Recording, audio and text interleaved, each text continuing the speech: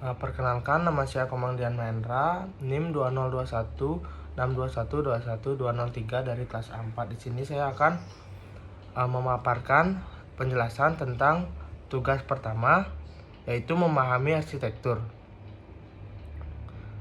Yang pertama, what architecture is, atau apakah arsitektur itu? Menurut Bernhard Schill dan Stein, arsitektur merupakan seni dalam menegakkan bangunan, di mana di dalam seni tersebut terdapat segi perencanaan, konstruksi, dan solusi dekorasinya. Selain itu, sifat atau format bangunan, proses membangun bangunan, dan kelompok lainnya adalah segi-segi lain yang juga ada di dalam arsitektur. Yang kedua, what architecture should do. Apa gunanya arsitektur?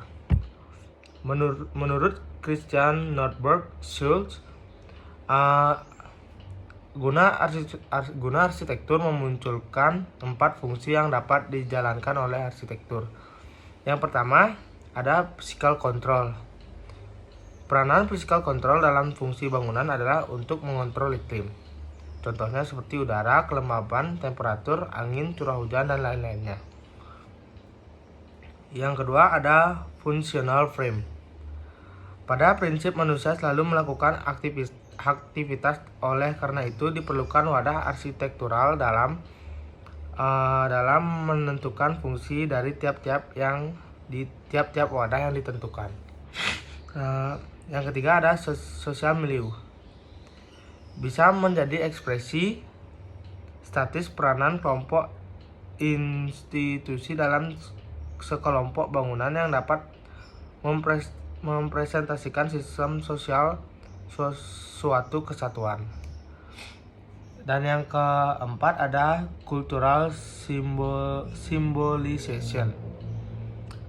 Arsitektur adalah objek budaya dan merupakan hasil karya manusia yang melayani aktivitas manusia secara umum.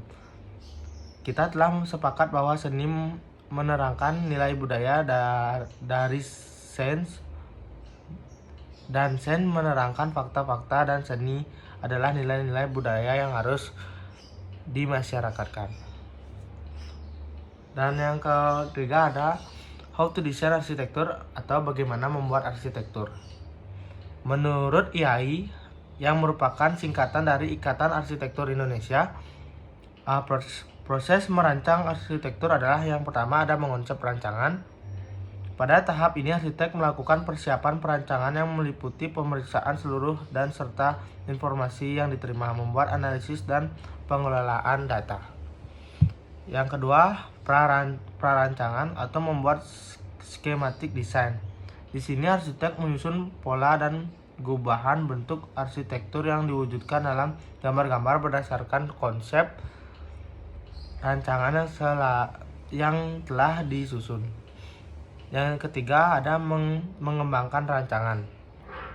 Jadi, di tahap ini arsitek bekerja atas dasar perancangan yang telah disetujui oleh pengguna jasa untuk menentukan sistem konstruksi dan struktur bangunan, bahan bangunan, dan perkiraan biaya yang dibutuhkan. Yang keempat, ada pembuatan gambar kerja. Arsitek menerjemahkan konsep rancangan yang terkandung dalam pengembangan rancangan tersebut ke dalam gambar-gambar dan uraian-uraian teknis yang terinci. Dan yang kelima, ada pengadaan pelaksanaan konstruksi.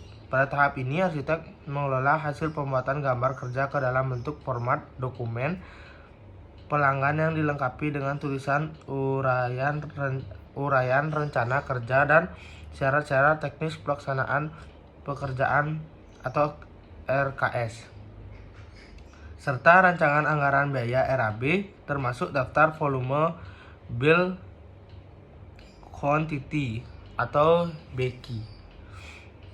6. Pengawasan berkala. Arsitek melakukan peninjauan dan pengawasan secara berkala di lapangan dan mengadakan pertemuan secara teratur dengan penggunaan jasa dan pelaksanaan pengawasan terpadu atau MK yang ditunjuk oleh pengguna jasa. Sekian penjelasan dari saya. Mohon maaf jika ada salah kata. Saya ucapkan terima kasih.